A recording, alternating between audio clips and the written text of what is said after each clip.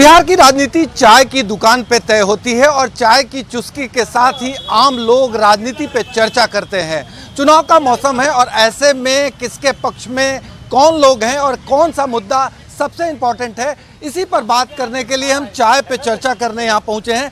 हम तस्वीरों में दिखाएंगे कि चाय यहाँ खोल रहा है और यहाँ से चाय लेकर जो चाय की दुकान पे लोग बैठ रहे हैं उनके मन में अभी लोकसभा चुनाव का परिदृश्य चल रहा है और हर की चाहत है कि उनके जनप्रतिनिधि उनके मन मुताबिक हो।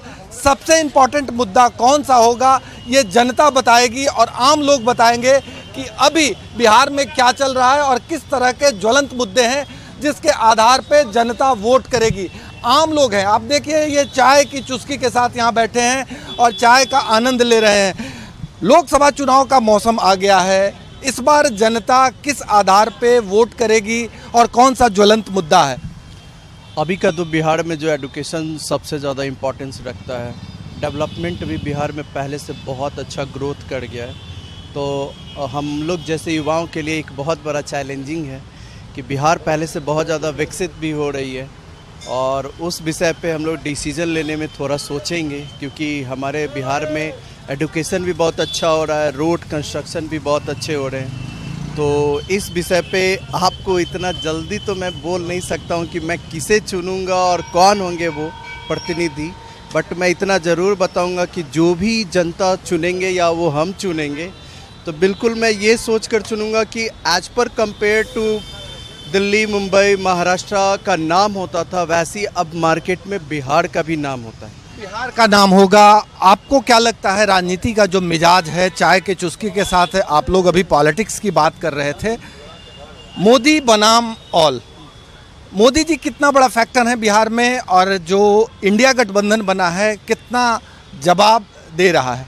वैसे मोदी जी की अगर मैं बात करूं तो मोदी जी ने पिछले 10 सालों में कंट्री में बहुत अच्छा बना है, लेकिन मोदी जी की कुछ जो है प्रॉब्लम्स भी हैं और उस पर उनको बहुत काम करने की ज़रूरत है। वो जो सबसे बड़ी प्रॉब्लम है वो है युवाओं को रोज़गार देना। उसमें मोदी जी जो है उस लेवल तक काम नहीं कर पाए हैं जिस लेवल पे उनको काम करना चाहिए। इंफ्रास्ट्रक्चर में तगड़ी डेवलपमेंट हो रही है, रोड, टनल्स, हाईवेज़, एयरपोर्ट्स, ये सब कुछ बहुत बन रहा है, इसमें कोई कमी नहीं है। बट जो लोग पढ़े लिखे युवा हैं उनको रोज़गार देने में थोड़ा मोदी जो है पीछे हैं, उन पे उनको काम करना चाहिए। उनको गवर्नमेंट जॉब की वैकेंसीज जो बची हुई उसको निकालना चाहिए। गवर्नमेंट जॉब की वैकेंसीज अगर आएगी तो जो हमारे पढ़े लिखे रोजगार युवा है वो कहीं ना कहीं प्लेस्ड हो जाएंगे, वो बेटर ऑप्शंस होगा। और बिहार के परिप्रेक्ष्य में अगर मैं बात करूं तो बिहार के परिप्रेक्ष्य में मोदी जी एक बड़े फैक्टर है, क्योंकि बिहार की जनता जो है ना अपने लोकसभा चुनाव और विधानसभा चुनाव को दोनों को बिल्कुल अलग करके देखती है। वो लोकसभा चुनाव के अंदर जो है बिहार की हर एक जनता जो है मोदी के साथ रहती है, लेकिन जब विधानसभा के चुनाव आता है तो जनता जो है तेजस्वी को भी वोट करती है, जनता जो है नीतीश को भी वोट करती है, जनता बीजेपी को वोट भी करती है और जनता चिराग पासवान को भी वोट करती है। आप समझ सकते हैं कि चाय की चुस्की में कितना दम है। और भी हमारे साथ लोग हैं, क्या लगता है बिहार के जो हालात हैं पॉलिटिक्स के, या अभी जो लोकसभा चुनाव के बाद माहौल गर्म हुआ है, पॉलिटिक्स को किस परिप्रेक्ष्य में देख रहे हैं? एक तरफ मोदी जी हैं, दूसरी तरफ चुनौती देते हुए तेजस्वी यादव हैं, कैसे देख रहे हैं बिहार के पॉलिटिक्स? ये दोनों अभी खास करके बिहार में बहुत बड़े कंपटीटर हैं। एज पर लालू जी के समय में जो राज थे वो तो मैं भूल चुका हूँ, क्योंकि मैं उस टाइम बच्चे था और मैं अब युवा हूँ। तो युवा के तौर पे मैं तेजस्वी को भी मैं गलत नहीं कह सकता हूँ, क्योंकि वो भी बिहार में 17 महीने कहिए या 17 दिन में किए हैं। और बीजेपी को भी मैं कम नहीं कहूँगा, क्योंकि नरेंद्र मोदी जो भी काम करते हैं वो सेंट्रलाइज है और सेंट्रलाइज के नज़र से वो पूरे स्टेट को एक नज़र करते हैं। बट अगर स्पेसिफिक बिहार की बात करें तो यहाँ पर अभी थोड़ा कहना मुश्किल है, बट जो भी है गर्म चाय है और गर्म माहौल है। रिजल्ट चाय और गर्म माहौल है। कुछ और लोग हैं, आप देखिए कि किस तरह से, आप बताइए कि जिस तरह से राजनीति का माहौल बदला है, रोजगार एक अहम मुद्दा है, क्या लगता है रोजगार एक बड़ा मुद्दा इस चुनाव में बनेगा? जी, बेरोजगारी चारों तरफ है, आदमी इधर से उधर भटक रहा है। सब कोई बोल रहा है कि बिजनेस बिजनेस बिजनेस, ना बिजनेस करने का सोर्स है ना नौकरी। हम तो लगता है कि 2014 के बाद तक नौकरी का हम लोग सपना हो गया। कहीं ना रेलवे वैकेंसी है, ना एसएसबी का है, ना कुछ का है, तो आदमी क्या करेगा? बाहर आदमी जा रहा है, कमा रहा है, बिहार में तो रोजगार है कहाँ? इसके अलावा और क्या मुद्दा है जिसके आधार पे आप वोट? मुद्दा यही है सर कि नौकरी का वैकेंसी निकले। अच्छा शिक्षा तो मिल ही रहा है सबको, नीतीश जी दे ही रहे हैं, बशर्ते रह गया कि रोजगार अच्छा कंपनी बैठे। सारा कंपनी बाहर गुजरात में तो दिल्ली में हो रहा है, यहाँ पे तो कम से कम लगे। रतन टाटा जी से तो निवेदन है कि कम से कम फैक्ट्री लगे, 2-4 हज़ार 5 हज़ार बच्चे खटेंगे उसमें। आपने देखा युवाओं की ये राय। अब हम कुछ ऐसे लोगों की बात करेंगे जो लालू प्रसाद यादव को भी देखे समझे हैं और तेजस्वी यादव को भी समझे देखे हैं। चाय की चुस्कियों के साथ आमतौर चाय की दुकान पे लालू प्रसाद यादव से लेकर नरेंद्र मोदी तक बात होती है और जिसकी जो नीति होती है उसकी जरूर चर्चा होती है। युवा तेजस्वी के साथ हैं, लेकिन क्या बुजुर्ग का सेंटीमेंट अभी भी लालू प्रसाद यादव से है या नरेंद्र मोदी की ओर झुकाव है? क्या लगता है बिहार के परिप्रेक्ष्य में अगर हम बात करें तो 2 फैक्टर काम कर रहा है, एक नरेंद्र मोदी और दूसरा तेजस्वी यादव। क्या महत्वपूर्ण मुद्दा हो सकता है और आपके समझ से क्या पॉलिटिक्स है? अभी जो है सर पॉलिटिक्स यही है कि अभी तो माहौल बन रहा है, अभी तो इलेक्शन का शुरू हुआ है। बाकी बिहार में आरजेडी का पूरा अच्छा है और जब तक था लोग सुशासन कहता है, लोग कभी कुछ कहता है लोग, बाकी वो बात नहीं है। बीजेपी लगातार लालू प्रसाद यादव के जंगल राज का हवाला देकर हमलावर होती है। क्या लगता है वो फैक्टर काम करता है जो बीजेपी मुद्दा बनाती है? नहीं, वो तो अपना लोग हवा बना के अपना सत्ता के लिए कुछ भी कहता है लोग। अपने बड़े बड़े मछली के छोटे मछली को हमेशा खाता है लोग। लगातार जो मुद्दे हैं बिहार के उसमें सबसे प्रमुख क्या है जिसके आधार पे वोट करना चाहिए? आप तो वर्षों से पॉलिटिक्स को देख रहे हैं। बिहार का अभी कोई मुद्दा नहीं है। युवा एक है, बेरोजगारी है, उसके तहत आपका हो सकता है कि इधर उधर जा सकता है। सबसे बड़ा फैक्टर आपको बेरोजगारी है। सबसे बड़ा फैक्टर बेरोजगारी है। आपको क्या लगता है कि लालू प्रसाद यादव का जो कार्यकाल था वो बदल के अब तेजस्वी यादव ने नेतृत्व संभाल लिया है, अंतर क्या देख रहे हैं आप? अच्छा है, युवा लोग है और फर्स्ट बात कि हम छपरा से हैं, हमारे यहाँ डॉक्टर उर्नी आचार्य गए हैं और उनको हम लोग 100% देते हैं कि वही जीतेगी इस बार। जीतने हारने की बात नहीं, मैं लालू प्रसाद यादव और तेजस्वी यादव में अंतर पूछ रहा हूँ। युवा है, अंतर यही है कि इसके साथ जितना बेरोजगार लड़कन है, बेरोजगारी है, युवा है, सब तेजस्वी के साथ। हम इन लोगों से सीधी बात करते हैं। इस बार के अगर हम चुनाव की बात करें तो जनता किस मुद्दे पे वोट करे और कौन सा मुद्दा सबसे प्रभावकारी है? मुद्दा रोजगार का है। जो रोजगार है उसी पर जनता वोट देने के लिए। जो 17 महीने में तेजस्वी यादव जनता से वादा किया, जो नौकरी तेजस्वी यादव ने रोजगार के साथ युवाओं का विकास किया है, उस पर जनता वोट देगी। मोदी फैक्टर काम कर रहा है या नहीं? मोदी फैक्टर काम नहीं, बिहार में कोई मोदी फैक्टर काम नहीं करेगा। राम मंदिर कितना बड़ा मुद्दा है? राम मंदिर नहीं, मंदिर के नाम पर ही वोट का एथी करते हैं, सौदा करते हैं। मंदिर का कोई मुद्दा इनका है नहीं। मंदिर करके खाली झूठ दिग्भ्रमित करना। बिहार में अगर हम महागठबंधन की बात करें तो लगातार पेच फंस रहा है, कहीं सीट शेयरिंग को लेकर, कहीं सेंधमारी को लेकर। किस तरह से बिहार के पॉलिटिक्स को देख रहे हैं? क्या महागठबंधन मोदी जी को जवाब देने में कामयाब रहेगा? क्या देख रहे हैं? देखिए, आप जो पेच बता रहे हैं महागठबंधन का, पेच नहीं है ये, एक साफ सुथरा व्यक्तियों को देने के चलते ये सब थोड़ा हो रहा है। और महागठबंधन में कोई दरार, कोई इसी तरीका का कुछ नहीं है। राहुल जी से बातचीत हो भी गई है, आज क्लियर भी हो जाएगा। महागठबंधन सोच समझ के दे रही है टिकट जिसको हम जिता सकते हैं। रही बात अभी आप बता रहे थे कि उनका फैक्टर चलेगा कि नहीं चलेगा, मोदी जी का फैक्टर क्या चलेगा? राम मंदिर तो एज फॉर द समझिए कि पर्यटन क्षेत्र बना दिए। जैसे पर्यटन सब जगह राजगीर घूम रहे हैं, ककोलत घूम रहे हैं हम लोग, उस तरीक़ा से राम मंदिर हो गया। राम मंदिर से किसी आदमी को पेट नहीं भरेगा। पूजा करने का आस्था चीज़ है, वो तो घर में भी पूजा कर सकता है। लेकिन जो हम लोग लड़ाई लड़ रहे हैं रोजगार के लिए, उद्योग के लिए, महिला के विकास के लिए, जातीय संरक्षण मजबूत करने के लिए, सभी चीज़ों पर ध्यान देने की लड़ाई हम लोग लड़ेंगे। मोदी जी तो कह रहे हैं कि हम सबका साथ सबका विकास करेंगे। सबका साथ तो है ही, जब 400 का सिलेंडर 1300 तक लेके चले गए, पेट्रोल का रेट बढ़ा के 100 के लेके चल गए, 2 रुपया घटा के प्रचार कर रहे हैं। उनका तो है सबका साथ सबका विकास। मध्यम लोग का ये स्थिति आज की दुनिया में हो गई कि ठीक से खाना पीना भी ढंग से नहीं मिल रहा है। 5 किलो चावल दे के प्रचार कर रहे हैं। 5 किलो चावल एक इम्पोर्टेंट फैक्टर है। कुछ और लोगों से हम सीधी बात करते हैं। क्या लगता है कि महागठबंधन का स्वरूप या इंडिया गठबंधन का स्वरूप कहें, बिहार के परिप्रेक्ष्य में आप इसको कैसे देख रहे हैं? क्या मोदी जी को इंडिया गठबंधन मुकाबला देते हुए आपको दिख रहा है? देखिए,